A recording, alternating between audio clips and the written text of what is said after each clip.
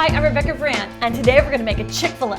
I'm going to deconstruct one from the Chic Fil A in my neighborhood, and I'm going to reconstruct it so you can make it at home. Oh, and this is a very simple kids recipe. I mean, kids like Chic Fil A's because they're very simple. It's just like a big chicken tender with bread and a couple pickles. I mean, we all know that. So we need to see what we have. I see a bun. I recognize that that bun is toasted. For this recipe, you will need a toaster. It appears to have some oil or something on it. With my research, I find out that that is butter. So you need butter. And you need a fried piece of chicken.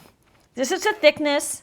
That's what it looks like. I am told it is white meat. It is chicken breast. I don't know if they've flavored their flour on top. I do believe that's flour on top. So let's try it. It's spiced. So like a mousey, I'm gonna try to figure out what's in it. It's crunchy too. It's really good. And we have 2 pickles and another side of that toasted bun. And I do believe that is a coloration that butter would make on a toasted piece of bread.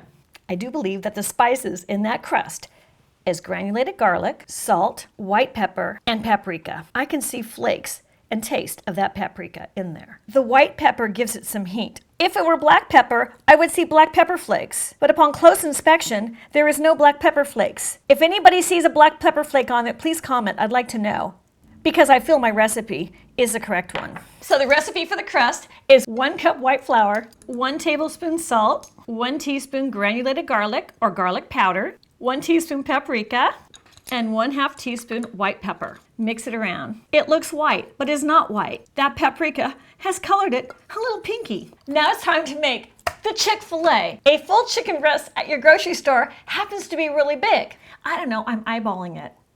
I think it's about 1/6 the size of this chicken fillet that I have in my hand here.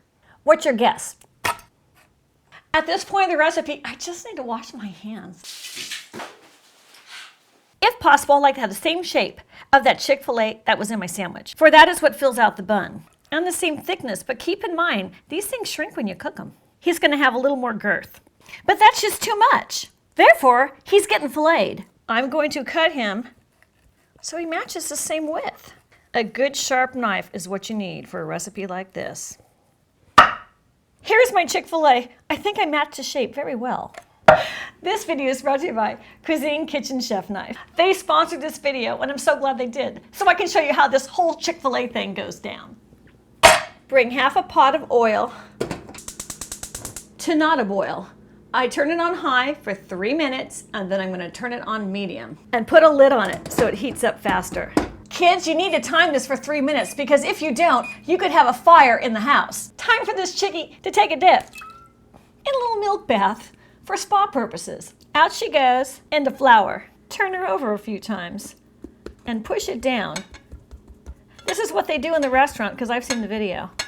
And when she's good and patted down in that flour and all those spices, she's ready to get greased up. Our oil is now hot, but still we need to check. So we do a test drive. Oh yeah, cannonball. The reason we only filled that halfway with oil is that bubble is gonna spring it up. Only do 1 piece at a time, otherwise you could overflow and it could be quite dangerous. That's gonna cook for approximately 4 minutes. It's a thin piece of chicken, it doesn't have to cook much longer than that. I'm timing it for 4 minutes. It's really hot, so I'm turning that down. Now it's time to put our buns in the toaster. I had some issues with these buns. There was the large and then there was the small. But that Chic Fil A was right in the middle. But the store didn't have that choice. So I'm going with the small bun and I'm buttering it on both sides. In they go. It's been 4 minutes. That's ready. Oh yeah, that looks great. So turn off your oil. You don't want the house to burn down. And drain the oil off. A paper towel is fine. So let's compare. I think they're pretty close in shape. I think I nailed it. And it all had to do with my Cuisine Kitchen Chef Knife, of course. It's a professional kitchen chef knife. It's super sharp. Did you see that cut? It's a full 8 inches. It's made with high carbon German stainless steel, which is well balanced. It feels really good in my hand. It's got a lightweight ergonomic handle. It's durable, it's rust proof, and it comes with a really cool free knife sharpener. And that's made by Cuisine as well. Every kitchen needs a great knife, whether you're a professional cook, like me, or not. Done, chum. See what I have to deal with? There's issues there. So here are 2 pickles. And then goes this Chic Fil A. And don't they match? Let's cut them and see what's inside. That's the one from Chic Fil A. And now the one I made that you can make at home. Cooked through and through. They look the same. Let's taste them. Chic Fil A. And now the homemade recipe.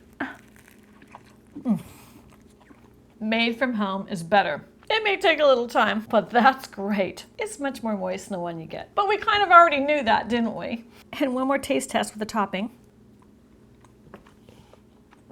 That's good. I like their topping. And now the homemade. I nailed it. It's the same. It's so good. Click the link below and get your Cuisine Kitchen chef knife. Every kitchen needs a fabulous knife. It'll last forever. And you have that sharpener for when things get a little dull. I'm Rebecca Rand. Subscribe to my channel and let's keep making great recipes in life. Like a Chick-fil-A in your own kitchen. Time for lunch.